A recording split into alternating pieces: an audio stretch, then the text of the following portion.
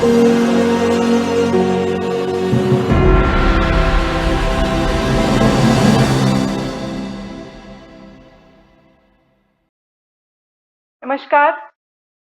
मेरा नाम दिव्या नागपाल है और मैं आप सभी का एक बार फिर स्वागत करती हूँ हमारे शो स्वास्थ्य संजीवनी में।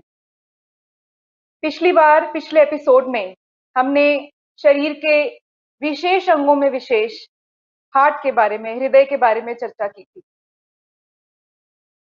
हमने डॉक्टर अतुल से बात की थी और उन्होंने बहुत ही सुंदर तरीके से हमें बताया था कि हमारा हृदय जो हार्ट है वो किस तरह से काम करता है, कौन सी रक्तवाहिनियां, ब्लड वेसल्स हैं जो हार्ट की तरफ रक्त को ले जाती हैं, कौन सी ऐसी रक्तवाहिनियां हैं जो ब्लड वेसल्स हैं जो हार्ट से ब्लड को लेकर आती हैं, क्या मैकेनिज्म रहता है, किस तरह से हार्ट ऑपरेट करता है हमारी बॉडी में। साथ ही साथ डॉक्टर अतुल ने हमें बताया कि क्या कारण है जो आजकल की हार्ट प्रॉब्लम्स इतनी ज्यादा बढ़ गई हैं, उसका क्या मुख्य कारण है। सबसे पहला मुख्य कारण उन्होंने हमें बताया कि आजकल लोगों का की जो मानसिकता है, जो स्ट्रेसफुल लाइफ है, जो एंजाइटी है, जो एक कॉम्पिटिटिव एक इमोशन और एक फीलिंग लोगों में आती है आजकल के टाइम में, तो वो कहीं ना कहीं उनको एक स्ट्रेस देता है, एंजाइटी देता है, जिससे उसका सीधा असर हार्ट पे पड़ता है। उन्होंने बताया किस तरह से ऐसे इमोशंस, नेगेटिव इमोशंस जब हमारी बॉडी में डेवलप होते हैं तो किस तरह से बॉडी इसको नेगेटिवली रिस्पॉन्ड करती है, एंजाइम्स हमारी बॉडी में नेगेटिव केमिकल्स रिलीज होते हैं और हमारे हार्ट पे असर डालते हैं। फिर उन्होंने ये दूसरा मुख्य कारण बताया कि किस तरह से जो हमारा फूड इनटेक है, जो आजकल हम प्रोसेस्ड फूड लेते हैं, जंक फूड लेते हैं, पैक्ड फूड लेते हैं, जितना भी इंडस्ट्रियल फूड लेते हैं, वो कितना ज्यादा एसिडिक होता है नेचर में, और वो ही एसिड फिर हमारी जो ब्लड वेसल्स हैं, जो हार्ट की जो वॉल्स हैं, उनको डैमेज करके हार्ट प्रॉब्लम्स को जन्म देता है। फिर उन्होंने हमें बताया कि किस तरह से मेडिकल साइंस में बहुत सारे मिथ्स हैं, मिसकंसेप्शंस हैं। उन्होंने हमें बताया कि कैसे 80% तक हमारी बॉडी ब्लॉकेज बियर कर सकती है हार्ट का। 80% के बाद भी अगर प्रॉब्लम शुरू होती है तो बॉडी का एक खुद का मैकेनिज्म होता है नेचुरल बाईपास का। अगर हम अपनी डाइट को ठीक करें और उस नेचुरल बाईपास पे रिलाई करें और डाइट पे ध्यान देते हुए हमारी बॉडी नेचुरली उस ब्लॉकेज से हील कर सकती है, जो आजकल के मेडिकल प्रैक्टिशनर्स हैं, डॉक्टर्स हैं, वो नहीं बताते हैं। वो सीधा ही हम लोगों को डरा के सर्जरी या फिर एंजियोप्लास्टी जैसी ट्रीटमेंट्स को रेकमेंड करते हैं। और साथ ही साथ एक बहुत बड़ा मिसकंसेप्शन जो डॉक्टर साहब ने पिछले एपिसोड में क्लियर किया, वो कोलेस्ट्रॉल को लेकर किया। उन्होंने बताया कि कोलेस्ट्रॉल का हार्ट प्रॉब्लम से कोई लेना देना नहीं है। स्टडीज ऐसी हुई हैं पीछे जिन्होंने ये साबित किया है कि the more the cholesterol the longer is the life. तो इस तरह की बातें खुल के डॉक्टर अतुल ने हम सबके सामने रखी और जो काफी आई ओपनर रही।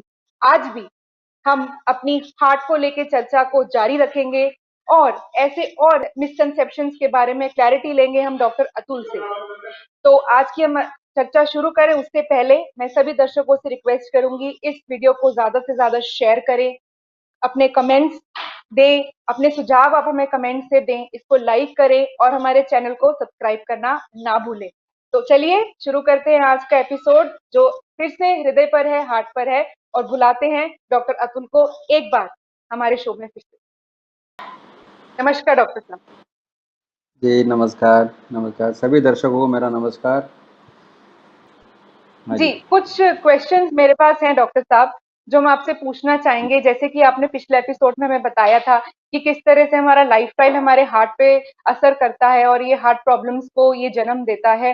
तो आजकल का तो लाइफस्टाइल है अल्कोहल कंजम्पशन और स्मोकिंग करना। डॉक्टर साहब, आजकल तो अल्कोहल कंजम्पशन को बोला जाता है कि ये तो स्ट्रेस रिलीफ करता है, और स्मोकिंग और अल्कोहल ड्रिंक करने को तो एक फैशन माना जाता है। जो नहीं करता उस पे लोग शंका जताते हैं, अरे तुम ड्रिंक नहीं लेते तो तुम रिलैक्स कैसे रहते हो। तो इस तरह की जो मानसिकता लोगों में बदल गई है और जो अल्कोहल कंजम्पशन और स्मोकिंग बढ़ गया है, तो क्या ये हमारे हार्ट पर असर डालता है और कहीं ना कहीं इस तरह का लाइफस्टाइल हार्ट की बीमारियों को जन्म देता है। तो प्लीज आप हमें बताइए कैसे ये अल्कोहल और स्मोकिंग कंजम्पशन किस तरह से हमारे हार्ट पर असर डालती है और क्या नुकसान होता है शरीर ना बिल्कुल बिल्कुल सही पूछा आपने। ये बहुत अहम क्वेश्चन है।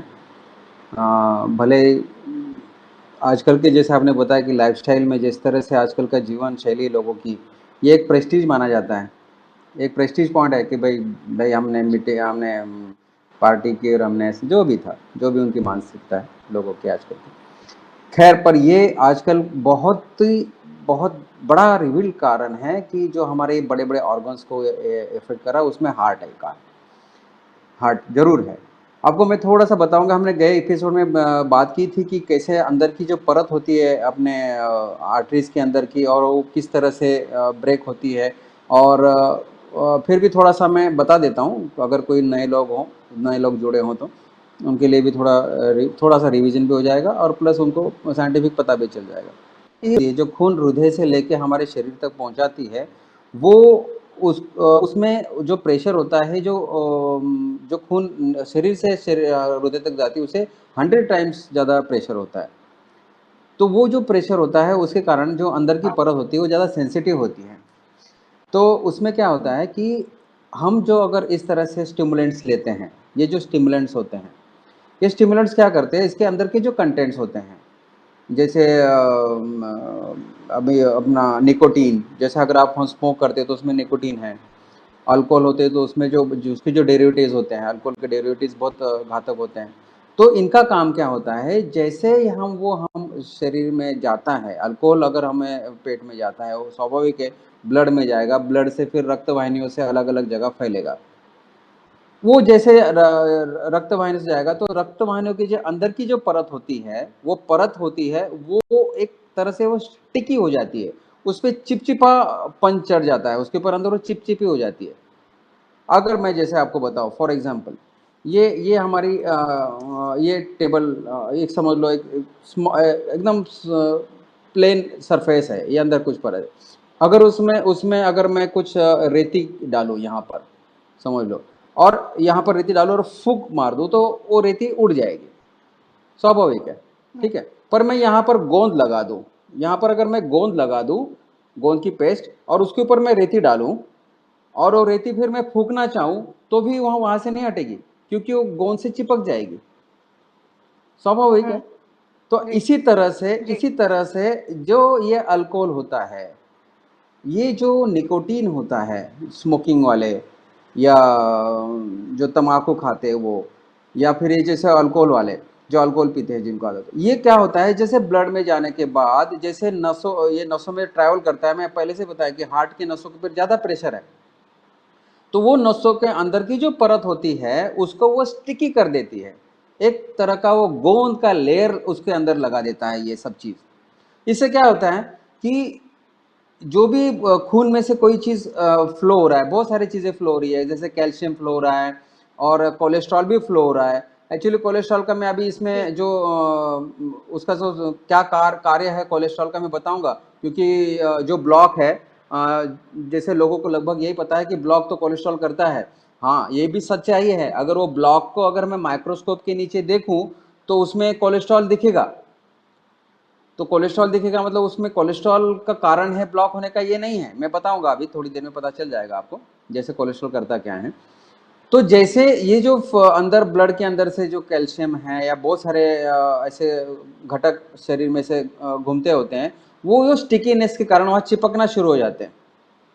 वो चिपक, अब कैल्शियम हम्म। शरीर में घूम रहा है, तो कैल्शियम क्या करेगा, जहां जो स्टिकी, अगर जिस एरिया को वो स्टिकी किया है, वहां पर वो कैल्शियम सैचुरेशन शुरू हो जाएगा। एक माइक्रो कण होते हैं, वो बहुत माइक्रो कण होते हैं, वो वहां चिपकेगा, एक, फिर दूसरा, फिर तीसरा, ऐसा चिपकते चिपकते वहां पर एक थोड़ा सॉलिड मास तैयार हो जाता है, और वहां पर से फिर धीरे धीरे ब्लॉकेज की शुरुआत हो जाती है। फिर और भी मटेरियल होते हैं बॉडी में, तो वो एक के बाद एक के बाद एक के बाद एक के बाद एक ऐसा जमा होना शुरू हो जाता है, जहाँ पर वो स्टिकीनेस, ये हमारी आदतों ने किया होता है, जो परत एकदम गोंद जैसा उसका लेयर बन जाता है, वो गोंद के ऊपर वो चिपकना शुरू हो जाते हैं, और वो धीरे धीरे ब्लॉक का रूपांतर लेता है हमारी जो आर्टरी होती है। तो ये कारण बन सकता है, जो ये जिनको ऐसे आदतें होती हैं, जो सो कॉल्ड आज के जो मॉडर्न लाइफ स्टाइल है, और ये जो एक प्रेस्टीज पॉइंट मानते हैं, तो इस तरह से इन लोगों में इस तरह से होता है, और ये कारण होता है कि ज़्यादातर मद्यपान करने से, या स्मोकिंग करने से, या टोबैको चीविंग से जो ये ब्लॉकेज होना शुरू होता है, ये उसका कारण है। जी, तो शायद यही कारण है जो आजकल हम हार्ट अटैक एक अर्ली एज पे देख रहे हैं। हम यंगस्टर्स में भी शायद बढ़ते से 30-32 उम्र की वर्ष में भी हम लोग हार्ट अटैक देख रहे हैं, तो कहीं ना कहीं शायद ये लाइफस्टाइल ही है, और कहीं ना कहीं ये अल्कोहल कंजम्पशन और स्मोकिंग शायद रहा होगा जो इस तरह के हमने ये केसेस देखे हैं। जी, हो सकता है। जी। तो एक और सवाल मेरा है जो मैं आपसे क्लैरिटी ज़रूर चाहूँगी डॉक्टर साहब इस पे। आजकल टीवी में बहुत एडवर्टाइज़मेंट्स आती हैं रिफाइंड ऑयल्स को लेकर, और ये बिल्कुल, बोला जाता है कि अगर हम इस XYZ अगर रिफाइंड ऑयल अगर हम लेंगे तो हमारा हार्ट हेल्दी रहेगा। तो इस पर आपका क्या कहना है कि रिफाइंड ऑयल्स कितने हेल्दी होते हैं हमारे हार्ट के लिए? और अगर नहीं भी होते या होते भी हैं, इसके अलावा भी आप कौन से ऑयल्स रिकमेंड करते हैं जो हमें खाने में लेने चाहिए, जिससे हमारा हार्ट एक बिल्कुल। हेल्दी हार्ट बना रहे? बिल्कुल, बिल्कुल, ये भी बहुत बहुत ही ज़रूरी बात पूछी आपने। रिफाइंड देखो, ये तो एडवर्टाइज़ का ज़माना है, और इट्स एन लीग मैं कई बार ही बोला जी, था, it's an legal way to speak lie, advertise मतलब। ख़ैर, एडवर्टाइज में जो बताया जाता है कि कोलेस्ट्रॉल फ्री ऑयल, ये फ्री ऑयल, वो आपने सुना ही है, सभी ने सुना है कि ये इस ऑयल में कोलेस्ट्रॉल नहीं है। अरे, जो भी वेजिटेबल्स से भी कोई भी जो चीज़ बनती है, उसमें कोलेस्ट्रॉल होता ही नहीं है। डायरेक्ट कोलेस्ट्रॉल केवल एनिमल फूड से आ सकता है, वेजिटेबल फूड में डायरेक्ट कोलेस्ट्रॉल हो ही नहीं सकता। तो उसमें बोलने की जरूरत ही नहीं है कि कोलेस्ट्रॉल फ्री है, ऑलरेडी कोलेस्ट्रॉल फ्री प्रकृति ने रखा है उसको। जो चीज प्रकृति ने कोलेस्ट्रॉल फ्री रखा है, तो उसको आपको बोलने की जरूरत ही नहीं है कि किसी ऑयल में कोलेस्ट्रॉल है। नहीं है, कोलेस्ट्रॉल होता ही नहीं है, किसी ऑयल में नहीं होता, ओरिजिनली नहीं होता, नेचुरली नहीं होता, तो बोलने की जरूरत नहीं। वो केवल एडवर्टाइज आपको बताया जाता है कि इस ऑयल में कोलेस्ट्रॉल नहीं है, कि आपके मन में मतलब वो डाल दिया जाता है कि ऑयल, किसी किसी ऑयल में कोलेस्ट्रॉल होता है, हालांकि किसी ऑयल में कोलेस्ट्रॉल होता ही नहीं है। कोलेस्ट्रॉल, डायरेक्ट कोलेस्ट्रॉल हमारे बॉडी में ओनली एनिमल सोर्स से जा सकता है। और अगर हम जो बाकी जो वेजिटेबल्स खाते हैं, या जो भी हम ऑयल के रूप में जो भी खाते हैं, शरीर में जाता है, और हमारा जो लीवर है, वो लीवर कोलेस्ट्रॉल बनाता है, कि लीवर कोलेस्ट्रॉल बनाता है, हम्म, जैसे हमारे शरीर में जरूरत पड़ती है वैसे। खैर, आपने पूछा कि रिफाइंड ऑयल ये शरीर के लिए उपयुक्त तो है क्या नहीं, जैसे एडवर्टाइज बताया जाता है, बहुत सारे ऐसी कंपनीज है, वो दावा करती है कि ये लीवर हार्ट के लिए अच्छा ऑयल है, वो अच्छा ऑयल है। देखो, ऑयल जब तक ओरिजिनल फॉर्म में से जो आता नहीं है, जैसे कोई है, अगर एग्जांपल के तौर पे तो अगर मूंगफली का तेल है, मूंगफली डायरेक्ट पीस के उसका जब ऑयल आएगा, डायरेक्ट पीस के, तो अगर मैं खाऊंगा तो वो मेरे लिए उपयुक्त है। पर वो जो रिफाइंड होके आएगा, मूंगफली ज़्यादातर फिल्टर होता है, जैसे रिफाइंड ऑयल आता है, जैसे सनफ्लावर ऑयल रिफाइंड आता है, और कड़ी का तेल रिफाइंड आता है, कपासिया तेल जो आता है, कॉटन सीड ऑयल होता है, वो अगर रिफाइंड आता है, वो बिल्कुल खाने लायक नहीं है, क्योंकि उसके अंदर देखो, ऑयल के अंदर कोई ऐसे बहुत सारे घटक नेचर ने डाले हैं जो हमारे शरीर में एब्जॉर्प्शन के लिए बहुत जरूरी पड़ता है, जैसे जिंक, जिंक होता है, कोबाल्ट होता है, मैग्नीज होता है, क्रोमियम होते हैं। इस तरह से जो खनिज तत्व, जो नेचुरल खनिज तत्व जो ऑयल में होने चाहिए, ये रिफाइंड में सारे धुल जाते हैं, सारे चले जाते हैं। और रिफाइंड ऑयल, ये एक्चुअली ओरिजिनलिटी इसकी कैसी होती है, कौन सा ऑयल है और उसमें क्या फ्लेवर डाल के और किस तरह से कौन से केमिकल से उसको साफ किया जाता है, ये हमने कभी देखा नहीं है। बल्कि इसमें जो जो डालते हैं, हमें तो थोड़ा रिफाइनरीज की थोड़ी बारे में हमने एक बार जाना था, उसके अंदर जो जो कुछ तत्व डालते हैं, वो तत्व इतने घातक होते हैं, इतने घातक होते हैं कि इससे कैंसर सेल भड़कते हैं, और उसमें और भी सारे डाइजेशनल प्रॉब्लम तो बहुत छोटी बातें हैं, पर जब जहाँ तक कि कैंसर सेल जहाँ पर उनको उत्पन्न या बढ़ाने की बात हो जाती है, वो केमिकल से ये वॉश होते हैं, उसमें रिफाइन किया जाता है। तो ये चीज़ हमारे शरीर की कभी उपयुक्त तो हो ही नहीं सकती। तो ये रिफाइंड ऑयल कभी भी शरीर के लिए उपयुक्त नहीं है, हार्ट के लिए तो कभी नहीं, क्योंकि उसमें जिंक, कोबाल्ट, क्रोमियम, मैग्नीज तो है ही नहीं। तो ये जो ओरिजिनल तेल आप कौन सा खाएं, तो वो खाएं कि जो डायरेक्ट घानी से आया हो, डायरेक्ट घानी बनाती हो, डायरेक्ट मशीन, मतलब आजकल तो छोटे छोटे मशीन भी, पोर्टेबल मशीन भी आ गए हैं, पर मैं कहूँगा, जो भी दर्शक देख रहे हैं, मैं जरूर कहूँगा कि वो वुडन वुडन घानी, जो लकड़ी की घानी हुआ करती थी पहले, आज भी कई लोग उसका उपयोग करने लग गए हैं। साउथ में तो बहुत ज़्यादा उपयोग हो रहा है, और कई जगह मैंने देखा भी, मैंने खुद भी वुडन घानी देख कर आया हूँ पूना में।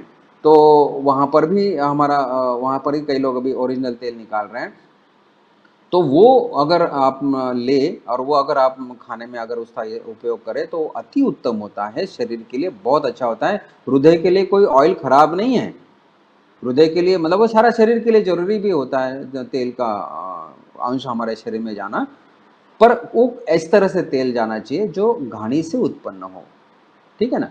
तो वो उपयुक्त है घानी युक्त तेल, और रिफाइंड तेल शरीर के लिए बिल्कुल भी उपयुक्त नहीं है, बल्कि वो घातक है। उससे हृदय रोग बढ़ते हैं, कैंसर्स बढ़ते हैं, कैंसर सेल्स, क्योंकि उसका जो केमिकल्स उसमें रिफाइनरीज में यूज आता है उसके कारण।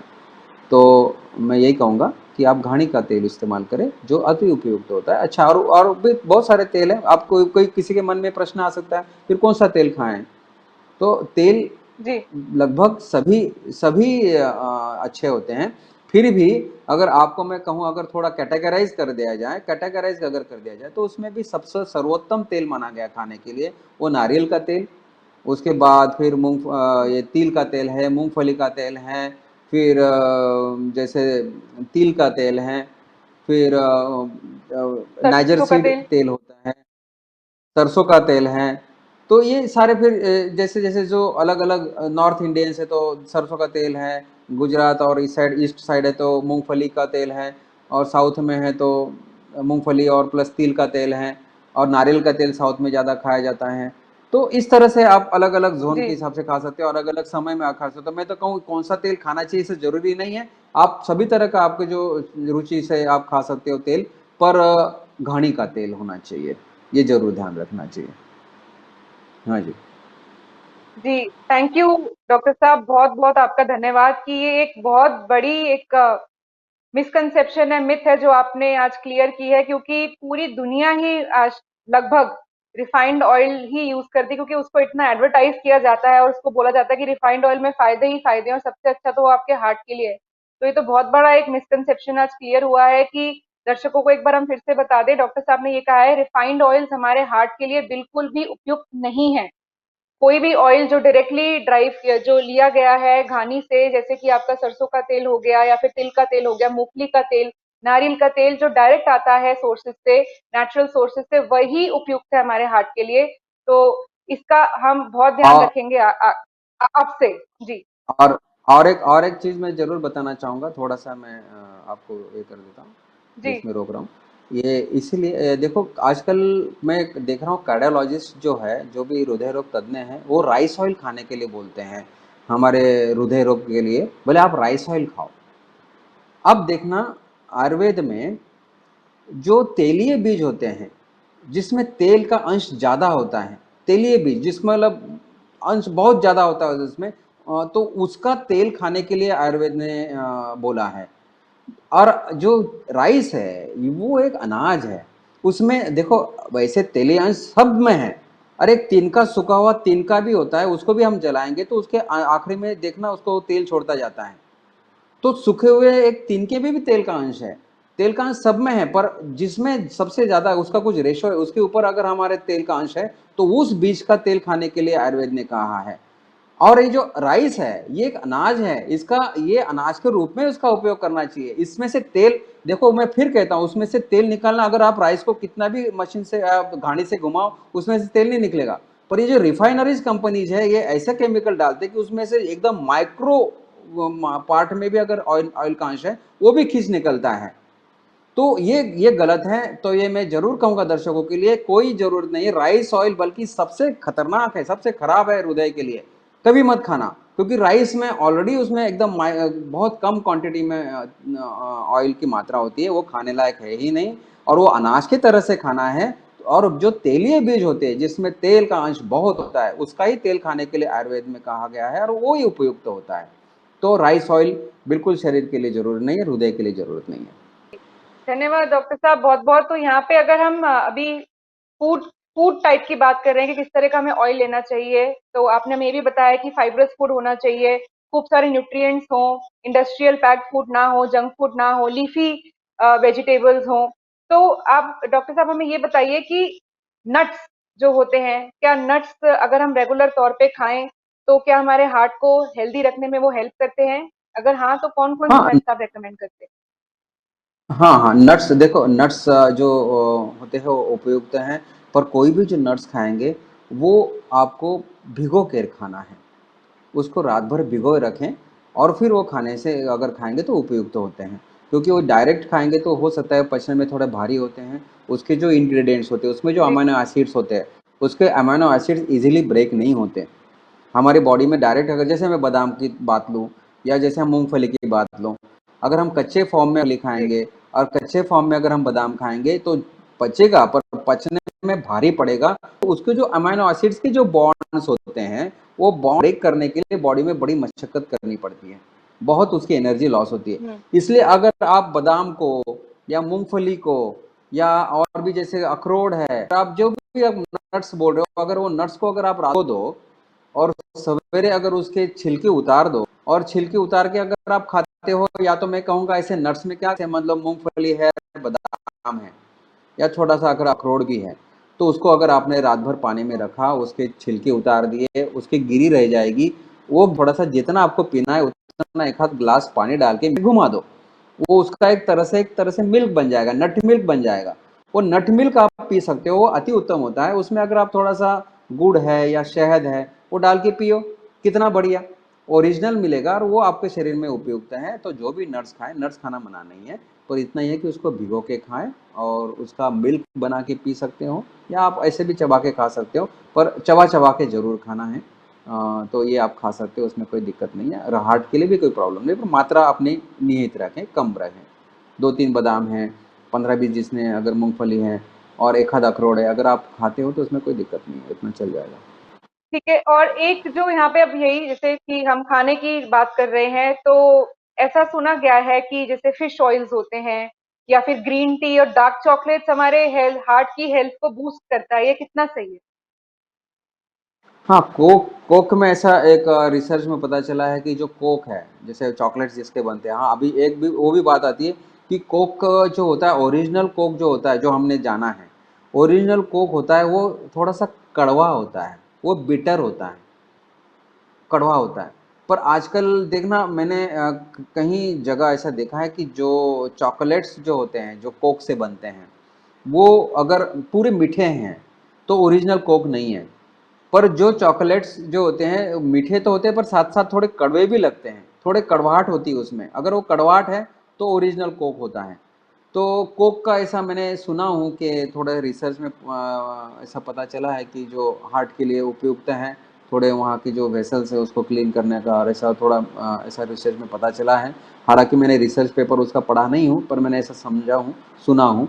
तो ये पता नहीं फिर भी, पर चलो केवल एक कोक मान लिया जाए, तो अगर वो अगर उपयुक्त भी है, पर उसमें कोई चीज़ मिली है, उसके अंदर बहुत सारे फिर शुगर और अलग अलग बहुत सारी चीज़ें मिली, पर वो कितनी शरीर के लिए उपयुक्त है वो देखना, क्योंकि शुगर, वो शुगर, ये शुगर शरीर के लिए बिल्कुल उपयुक्त नहीं है, शरीर के लिए वो घातक ही है, क्योंकि वो भी रिफाइंड होके आती है।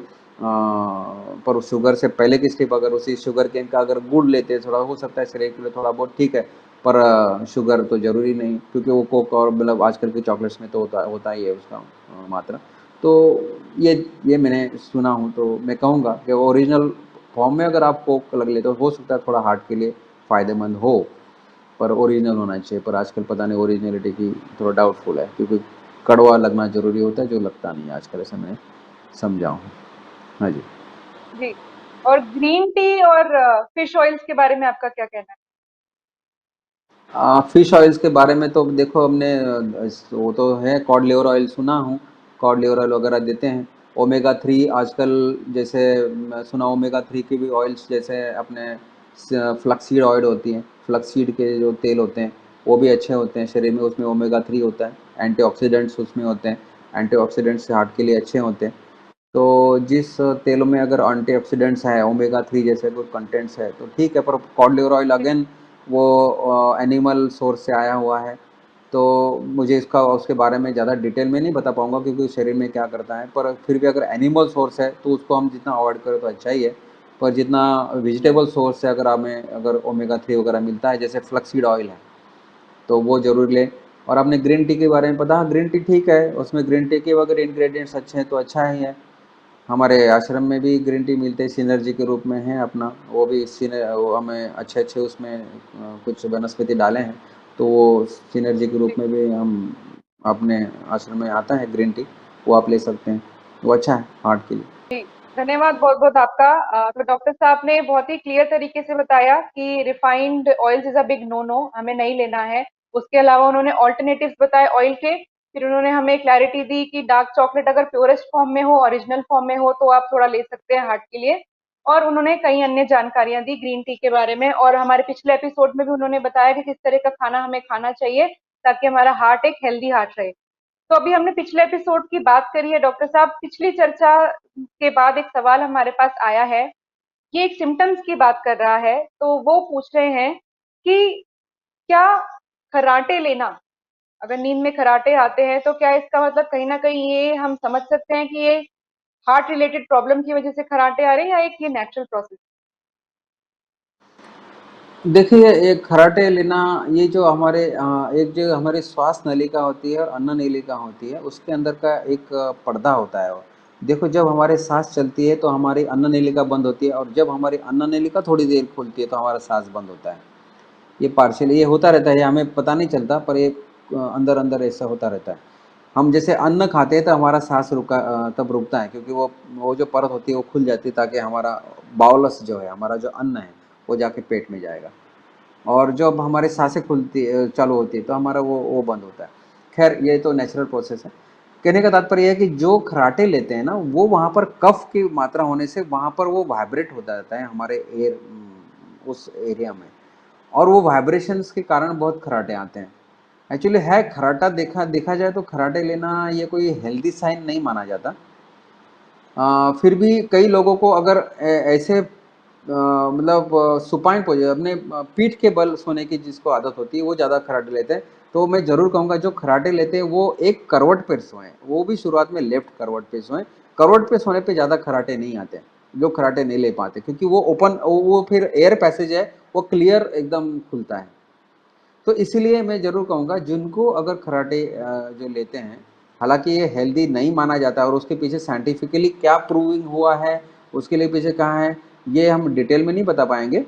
पर कुल मिला के ये एक है कि एयर पैसेजेस में थोड़ा-सा अगर दिक्कत आती है, तो जैसे हम करवट सोएँ तो एयर क्लियर जाएगी, तो खर्राटे कम होते हैं। जितना हो सके पीठ के बल ना सोएँ, करवट पे सोएँ, तो ज़्यादा अच्छा होता है। और दूसरी बात, अगर हम नस्य करें, नस्य में मतलब हमारे नाक में अगर कोई प्योर घी मिलता, अगर घर में है, तो प्योर घी सोते वक्त अगर हम डालते हैं, तो वो भी एक खर्राटे कम करने के लिए एक अच्छा तरीका है। दूसरी बात, प्राणायाम करें। प्रतिदिन प्राणायाम करने से अगर वो कफ बनता है, तो कफ बनना अगर आपका कम हो जाए, तो वो आपका खर्राटे कम हो सकते हैं। और सोते वक्त थोड़ा गुनगुना पानी लेके सोएं, गर्म पानी पी के सोएं। बहुत गर्म नहीं, गुनगुना, जैसे 45 डिग्री सेंटीग्रेड हो, तो उतना आप पानी पिए, तो आपके वो भी खर्राटे भी आपका वो एक अच्छी तरह से काम करता है। मैंने कई पेशेंट को दिया हूँ, इस तरह से मैं पेशेंट को बोलता हूँ, तो उनको लाभ होता है। तो ये सब करने से आप अगर, पर खर्राटे से हार्ट से रिलेटेड बहुत ऐसा मैं कुछ खास हमने लिटरेचर भी नहीं पढ़ा, और इतना मुझे खास उसके अभी जानकारी उस तरह से नहीं है, तो मैं नहीं कह सकता हूँ कि खर्राटा मतलब हार्ट प्रॉब्लम, ऐसा नहीं कह सकता। हाँ जी। जी, पर बेसिकली जो आपने बताया कि ये पैसेज रिलेटेड है, एयर पैसेज रिलेटेड प्रॉब्लम है, तो अगर हम ये होम रेमेडीज करके देखें जो आपने अभी बताई हैं, तो मुझे लगता है कि लोगों को फायदा होगा इस चीज का। और अगर नहीं होगा बिल्कुल। तो उसके बाद लॉन्ग रन में आप हम चेक करवा सकते हैं। तो यहाँ पे अब चेकअप की बात आई है डॉक्टर साहब, तो क्या आप रेकमेंड करते हैं कि अपने हार्ट हमारा हार्ट कितना हेल्दी है ये जानने के लिए क्या रेगुलर चेकअप्स करवाने चाहिए हार्ट के? और अगर हाँ, तो किस तरह के टेस्ट आप रेकमेंड करते हैं? हाँ, देखो, अभी कैसा है ना, कि जैसे अभी थोड़ी बात ये आ जाएगी, क्योंकि अभी हमेशा चेकअप करें तो केवल हमें ब्लॉक है क्या नहीं ये देखना है क्या। पर अभी देखो, अभी हार्ट रिलेटेड प्रॉब्लम तो और भी है। हमने शुरुआत में बताया था कि कंजेनाइटल हार्ट डिसीजेज जो होते हैं, जो बचपन से पैदा हो से आते हैं, तो वो तो बच्चों को स्वाभाविक है, पैदा होने के बाद भी उसमें लक्षण आएंगे। बाद में जैसे बच्चा हाफ होते होते, मैंने कई बच्चों को देखा है जिनको कंजेनिटल हार्ट डिसीज होते हैं, उनको उनमें वो थोड़े से रोते तो सावले से हो जाते हैं ज़्यादा। तो वो क्यों होता है, तो उनमें फिर जो अच्छा खून है और ख़राब खून है हमारे शरीर में, ऑक्सीनेटेड ब्लड और डीऑक्सीनेटेड ब्लड होता है। जो यूज़ किया होता है वो डीऑक्सीनेटेड, जो ऑक्सीनेटेड जो लंग से आता है वो प्योर ब्लड, समझ लो प्योर इम्प्योर समझ लेते हैं। तो जो प्योर ब्लड और इम्प्योर ब्लड है वो मिक्स होते हैं, तो उनके शरीर में पूरी तरह से ऑक्सीजन लेवल मेंटेन नहीं होती। तो ऐसे बच्चे जो होते हैं ये थोड़े बचपन में ही ऐसे थोड़ा उनके लक्षण आते हैं, तो उनमें फिर चेकअप होता है। वो चेकअप करने के बाद ये पता चल जाता है कि भाई इनको कंजेनाइटल कोई हार्ट डिसीज़ है, जैसे वॉलुलर हार्ट डिसीज हो सकता है, पेटेंट डक्टस आर्टेरियोस पीडीए एक बीमारी है जो होता है वो है। फिर वेंट्रिकुलर सेप्टल डिफेक्ट है, आर्टेरियल सेप्टल डिफेक्ट है। ऐसे मतलब अलग अलग हृदय के अंदर के अंग होते हैं जो उसमें सेप्टम होता है, जो चैम्बर्स बनाता है, वो चैम्बर्स को अंदर जो सेप्टम होता है जो डिवाइड करता है उसमें होल हो जाता है। तो वो यहाँ एक चैम्बर से दूसरे चैम्बर में कनेक्शन बन जाता है। तो वो मतलब कंजेनाइटल मतलब बाय बर्थ होता है, तो वो उसको हमें डिटेक्शन मिल जाता है, उसका हमें कारण बन दिखता है, वो है। वॉलुलर हार्ट डिसीज तो बहुत बार मैंने देखा है जिनको हार्ट हार्ट के जो वॉल होते हैं, वॉल मतलब क्या है, जो फेंका हुआ ब्लड को वापस ना आ जाए तो इसलिए वो बंद होता है। ऐसे फेंका ऊपर ब्लड तो वापस ना आ जाए तो वो बंद हो जाएगा, इस तरह से वो बंद हो जाता है। तो फिर वो अगर जिसका प्रॉपरली बंद होता है तो ब्लड का डिवाइडेशन और सर्कुलेशन ठीक होता है। पर जिनमें वॉल का अगर पार्शियल खुल, जैसे अगर मैं बंद ना होते थोड़ा ऐसा पार्शियल खुला रहा, ऐसा पार्शियल खुला रहा तो फिर deoxygenated oxygenated pure and impure फिर मिक्स हो जाएगा फिर पर बहुत कई लोगों में मैंने देखा है कि वॉलुलर हार्ट डिसीज ये उम्र में, कई उम्र के बाद, किसी को 25 साल के बाद 50 साल के बाद भी पता चल जाता है, पर वो उसका सिम्टम्स आते आते इतने साल बीत जाते हैं। तो ये वॉलुलर हार्ट डिसीज को आने में कभी कभी तुरंत भी पता चलता है या कभी कभी लेट भी पता चलता है। उनके हार्ट बीट्स में भी पता चल जाए, जैसे हम आस्कल्टेट करते हैं, लोगों को चेक करते हैं हम अपने आला से, स्टेथोस्कोप से, तो हमें पता चल जाता है कि इनके हार्ट साउंड थोड़ा अलग है, तो हम चेकअप कराते हैं। तो कुल मिला के चेकअप करना गलत नहीं है, पर अगर हम एकदम हेल्दी है, हमें कोई तकलीफ ही नहीं है, हाँ बस हमें चेस्ट पेन आ गए, जैसे हमने बताया था कि 80% के बाद जब ब्लॉक सरकता है आगे, तो फिर हमें सिम्टम्स आने लग जाते हैं। 890 के बाद पेन होने लग जाता है, मैं दौड़ूँ तो पेन होना, चलूँ तो पेन होना, बैठूँ उठूँ तो भी पेन होना, तो फिर हमें वो चेकअप करते हैं। पर मैं ज़्यादातर कई लोग, मैं ऐसे पेशेंट्स को देखा हूँ, मैं उनको पूछता हूँ भाई अभी आज तक आपको कोई दूसरी तकलीफ थी नहीं, आपको अगर चेस्ट पेन ही हो रहा है, अगर चले उठे चल, मैं समझ जाता हूँ कि भाई इनको अभी हार्ट में तकलीफ है, इनमें अभी ब्लॉक होना शुरू हो चुका है। तो मैं पहले से ही बोल देता हूँ कि आपने अगर एंजियोग्राफी अगर करेंगे तो आपको ब्लॉक 100 आना ही वाला है।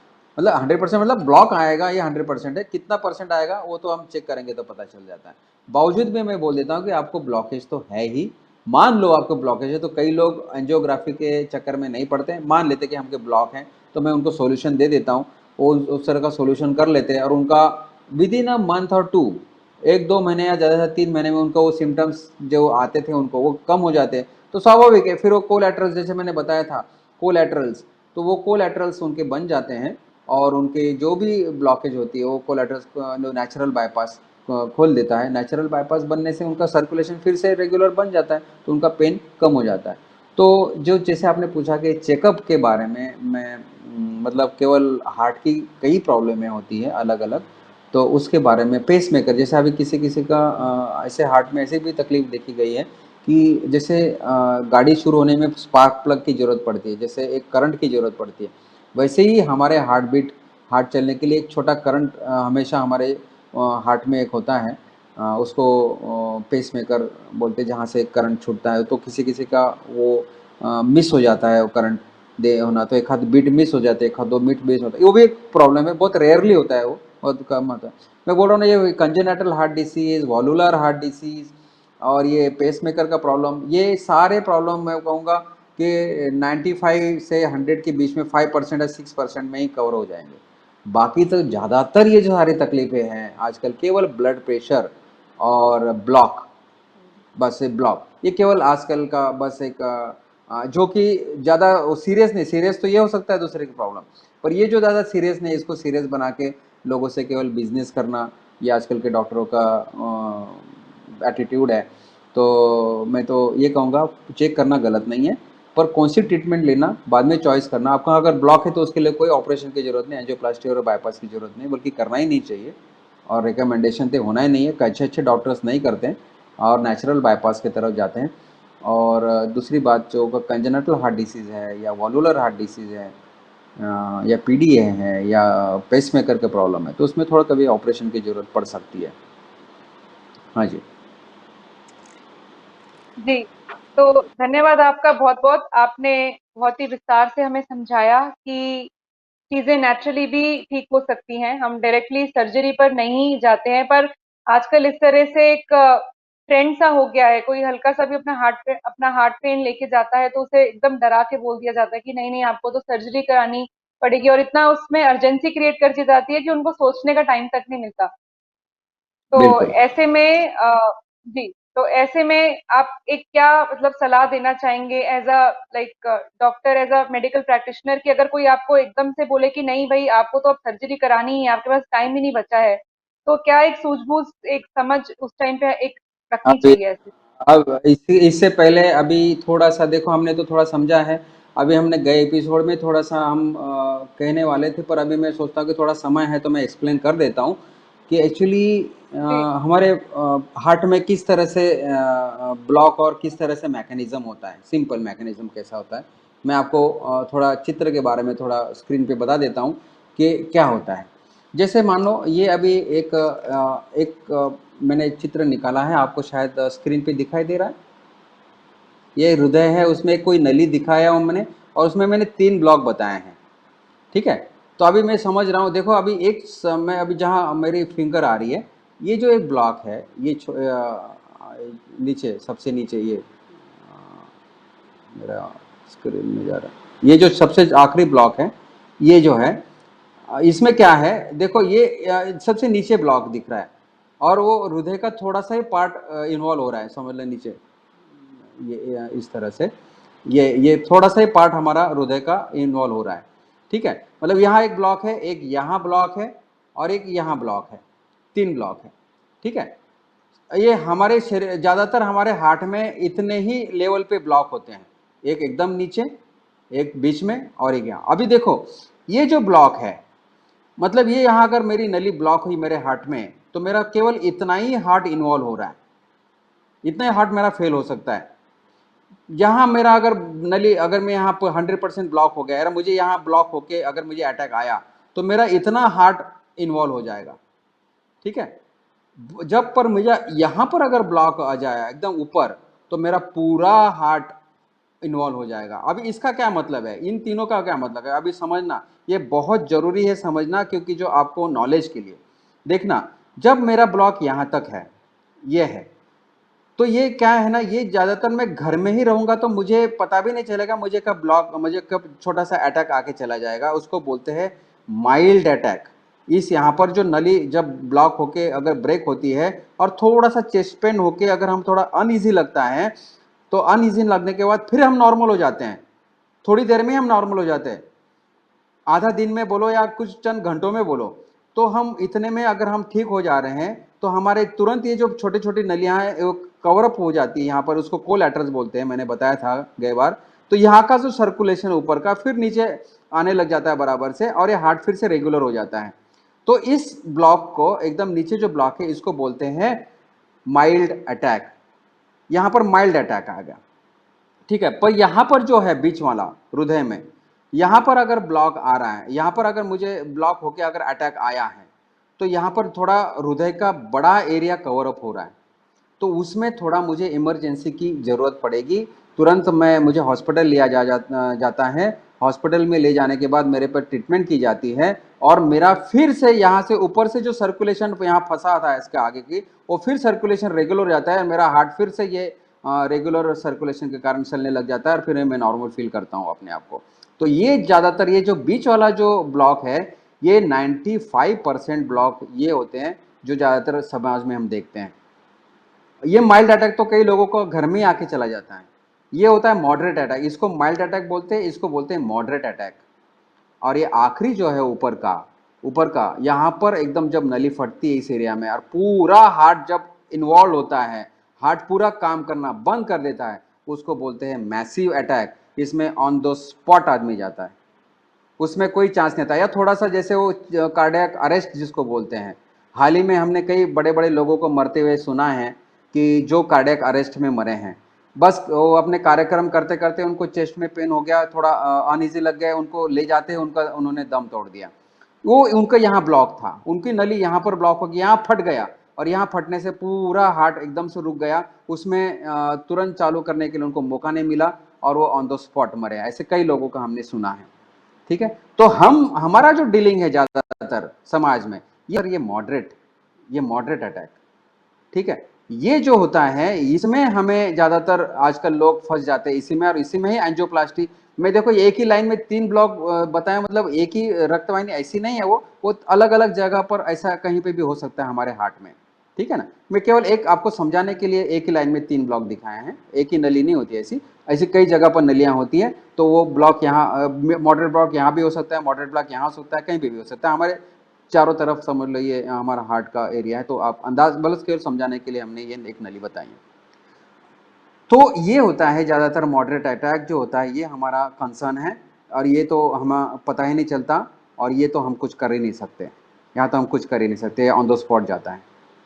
तो ये होता है जो हमारा ज़्यादातर लोग बिजनेस, मतलब डॉक्टरों का ये बीच वाला जो हार्ट अटैक है, ये ज़्यादातर बिजनेस पॉइंट है।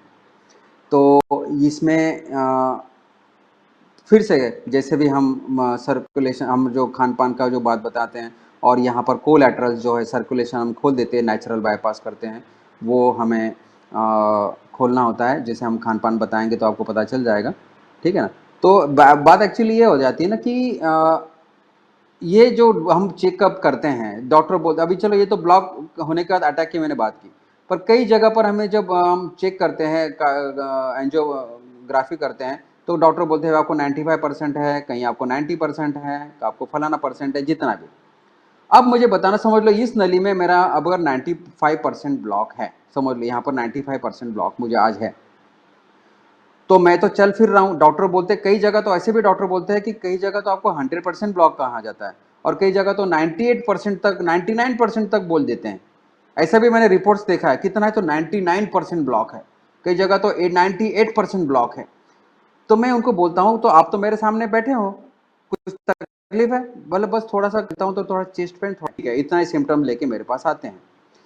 कहने का तात्पर्य यह है कि अगर यहाँ 98% ब्लॉक है, तो आगे का जो हार्ट है वो केवल मतलब 2% ब्लड सप्लाई में चल रहा है। इसका मतलब यह है अगर यहाँ पर 99% ब्लॉक है, और तो मतलब उसके जो जहां वो सप्लाई कर रहा है वहां पर केवल 1% में वो हार्ट चल रहा है, 1% सप्लाई में चल रहा है। ऐसा नहीं है, ऐसा नहीं है। वो ऑलरेडी वहां पर भी थोड़ी छोटी कैपिलरीज चालू है, वहां पर भी एक्चुअली खून थोड़ा थोड़ा तो जा रहा है, पर उस नली पर जोर पड़ने से वहां पर चेस्ट पेन होता है उनको, क्योंकि वहां पर थोड़ा खून का क्योंकि उतनी कैपिलरीज अभी खुली नहीं है, तब तक उनको चेस्ट पेन होता है। जब पूरी तरह से कैपिलरी खुल जाती है तो उनका चेस्ट पेन कम होता है, और ये पूरी तरह से जब सर्कुलर यहाँ से ब्लड यहाँ से आना शुरू हो जाता है, तो उनको फिर दिक्कत कम हो जाती है, फिर उनको पेन कम हो जाता है। पर डॉक्टर आपको केवल ब्लैकमेल करने के लिए 98%, 95%, 99%, मतलब क्या 2% और 1% और 5% के आपका सप्लाई पर हार्ट चल रहा है, बिल्कुल गलत बात है।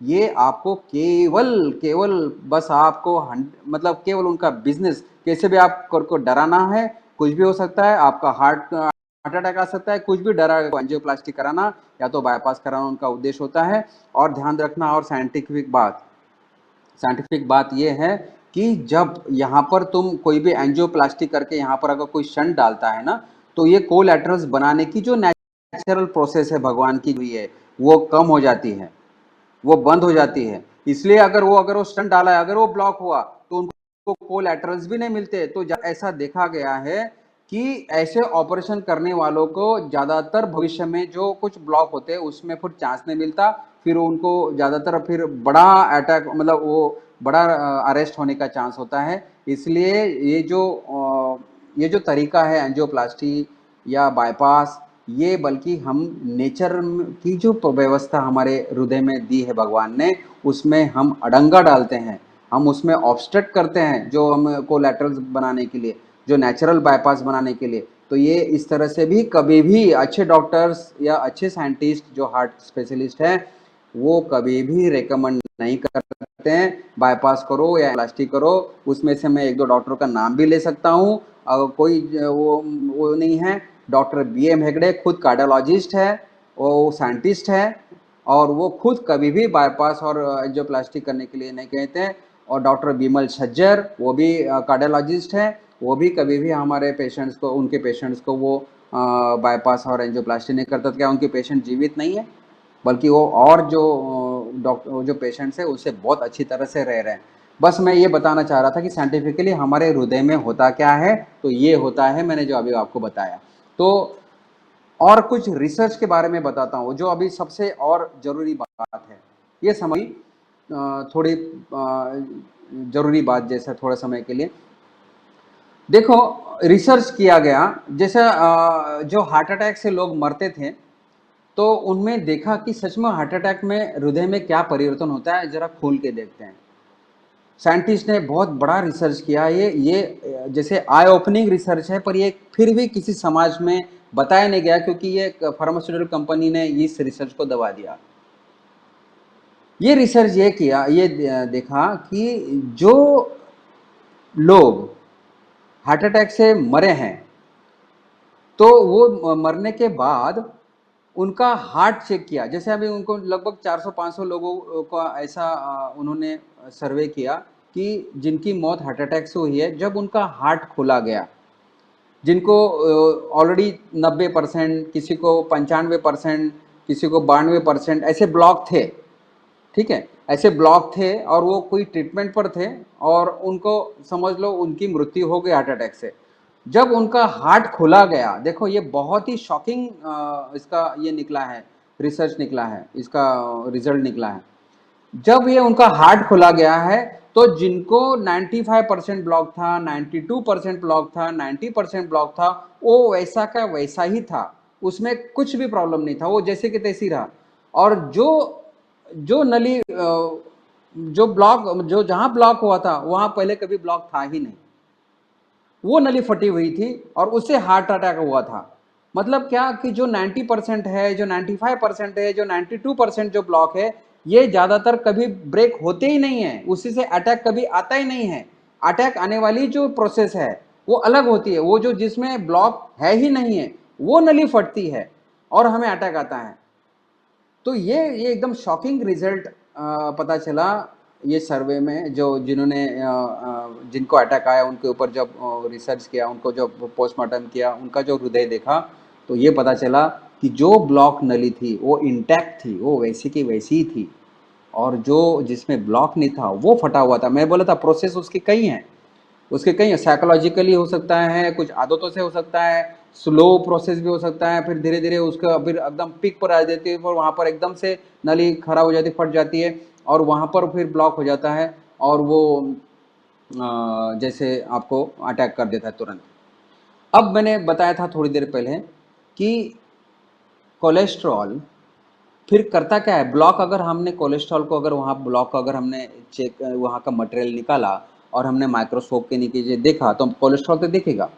तो कोलेस्ट्रॉल करता क्या है, जब लॉन्ग स्टैंडिंग जब कोई इंजरी होती है, जब कोलेस्ट्रॉल का क्या काम होता है कि जब समझ लो मेरी नली, अगर मुझे आदत है, कुछ खराब आदत है मेरी, स्मोकिंग की आदत है और मुझे अगर ब्लॉक हो रहा है, मुझे पेन हो रहा है, जब वो अंदर की परत, मैंने बताया था कि नली के अंदर की परत जहाँ इंजर्ड होती है, जहाँ खराब होती है, वहां पर कोलेस्ट्रॉल आके उसको ठीक करने के लिए पहुंचता है कि भाई वहां पर नए सेल्स बनाए। मैंने बताया था कि कोलेस्ट्रॉल का काम क्या है, जो सेल्स का मेम्ब्रेन बनाना, सेल मेम्ब्रेन बना मेन सबसे जरूरी काम होता है, जो सेल्स का मेम्ब्रेन वो बनाने का काम कोलेस्ट्रॉल करता है। कोलेस्ट्रॉल क्या करता है, जहां पर इंटरनल इंजुरी है वहां भरने के लिए, ठीक होने के लिए पहुंचता है, पर वहां पर हमारी आदतें बदलती नहीं है, हमारा खान पान बदलता नहीं है, हमारी साइकोलॉजी बदलती नहीं है, तो वहां पर बदलाव होता नहीं है और वहां पर वो सेल्स खराब होते, वहां पर जो लेयर्स है वो खराब होता रहता है, कोलेस्ट्रॉल वहां ठीक करने के लिए जमा होता रहता है और वो हम समझते हैं भी कोलेस्ट्रॉल के कारण ब्लॉक हुआ है। आपको और इजी भाषा में समझाता हूँ कोलेस्ट्रॉल के बारे में कि जैसे समझ लो कोई बिल्डिंग है, बड़ी बिल्डिंग खड़ी थी और एकदम से गिर पड़ी कुछ कारणवश, और बिल्डिंग गिर पड़ी तो कोई रिसर्चर है, जो बिल्डिंग के बारे में जानते हैं, ऐसे रिसर्चर वहाँ पहुँच गए और रिसर्च करे भाई बिल्डिंग क्यों गिरी। उस बिल्डिंग के पास जाके देखते हैं भाई क्यों गिरी, उनको अंदर से ब्लॉक्स मिले, ईंटें मिले, ईंटें। ओ हो, ये देखो इतने सारे ईंटें मिल रही है, मतलब ये बिल्डिंग गिरने का काम ईंटों का है, मतलब ईंटों के कारण बिल्डिंग गिरी। उन्होंने इन्फ्रेंस डाल दिया, उन्होंने कंक्लूजन डाल दिया कि भाई ईंटें मिले हैं बिल्डिंग के अंदर से इसलिए बिल्डिंग गिरी। ये नहीं आ रहे, ईंटों के कारण तो बिल्डिंग खड़ी थी, कारण कुछ और था। और वो कारण पर बिल्डिंग में से ईंटें मिलना मतलब ईंटें कारण, इसी तरह से ब्लॉक में से कोलेस्ट्रॉल मिलना मतलब कोलेस्ट्रॉल ब्लॉक नहीं कर रहे हैं, कोलेस्ट्रॉल बल्कि उसको ठीक होने के लिए वहाँ पहुँच रहा है, पर हम हमारी आदतें बदलते नहीं हैं, हम नए सेल्स को बनाने के लिए मदद करते नहीं हैं, इसलिए कोलेस्ट्रॉल बेचारा वहाँ ठीक करने के लिए पहुँच रहा है और हम उनको मौका नहीं देते हैं, और वो वहाँ ब्लॉक में वो होता रहता है। स्वाभाविक कोलेस्ट्रॉल तो ठीक करने वहाँ तो और जमा रहेगा ही रहेगा, पर हमारा सारा जो ब्लेम है वो कोलेस्ट्रॉल पे दिया जाता है, भी कोलेस्ट्रॉल ब्लॉक करता है। कोलेस्ट्रॉल ब्लॉक नहीं करता। मैं फिर से कहता हूँ, कोलेस्ट्रॉल कभी भी हार्ट प्रॉब्लम नहीं करता, और बल्कि हमारे शरीर में सबसे इम्पॉर्टेंट एंटिटी है, वो ज़रूरी एक चीज़ है। तो ये समझाने के लिए हम ये थोड़ा सा अभी बताया कि ये जो ब्लॉक्स होते हैं और ये जो ऑपरेशंस जो करते हैं, ये मात्र और मात्र बिजनेस है। जी, आपका बहुत-बहुत धन्यवाद डॉक्टर साहब। आपने एक-एक चीज़ डिटेल में बताई है हमारे दर्शकों के लिए। आपने बताया किस तरह से अलग-अलग तरह के ब्लॉक होते हैं, और ब्लॉक होना बिल्कुल भी चिंता की बात नहीं है। डॉक्टर सिर्फ़ और सिर्फ़ पैसे बनाने के लिए, अपना बिज़नेस करने के लिए ही हम लोगों के मन में एक डर डाल देते हैं। तो उसके लिए बहुत-बहुत धन्यवाद, और हमें पूरा विश्वास है कि दर्शकों को बहुत ही क्लैरिटी मिली है कि ब्लॉकेज क्या होता है और क्या एक्चुअल में सर्जरी करवाना या एंजियोप्लास्टी कराना ज़रूरी होता है। तो डॉक्टर साहब, आपका एक बार फिर से बहुत-बहुत धन्यवाद। और ये मेरा भी पर्सनल एक्सपीरियंस है, और ये मैंने लास्ट टाइम भी ये एपिसोड में बात कही थी कि ये हम लोगों का निजी अनुभव होगा कि इस तरह से खुल के कोई, शायद ही कोई मेडिकल प्रैक्टिशनर खुल के बताता होगा और नेचुरली हीलिंग की जो टेक्निक्स हैं वो बताता होगा। तो आज के लिए बस इतना ही। डॉक्टर साहब हमारे साथ जुड़े उसके लिए बहुत-बहुत धन्यवाद। और मैं जी दर्शकों को बता दूं जी कि ये हृदय रोगों पे चर्चा, हृदय पे चर्चा, ये हमारी अगले एपिसोड में भी कायम रहेगी। हम लोग बात करेंगे वॉल्वुलर डिजीज के बारे में और कंजेनाइटल हार्ट डिजीज के बारे में। थोड़ा सा और डॉक्टर अतुल से जानेंगे कि क्या है इनके पीछे कारण, क्या है इनका इलाज। और हम लाइव होंगे, जाहिर सी बात है, तो फिर हम आपसे प्रश्न लेंगे। आप आ सकते हैं, लाइव जुड़ सकते हैं हमारे साथ। हार्ट से संबंधित क्वेश्चंस आप हमसे पूछ सकते हैं, और डॉक्टर साहब और हम पूरी पूरी कोशिश करेंगे कि हम आपके प्रश्नों का उत्तर दें। हमारे साथ जुड़ने के लिए बहुत बहुत धन्यवाद। याद से हमारे चैनल को सब्सक्राइब करें। आज के लिए मेरी और पूरी मंगलमय टीम की तरफ से आप सबको नमस्कार।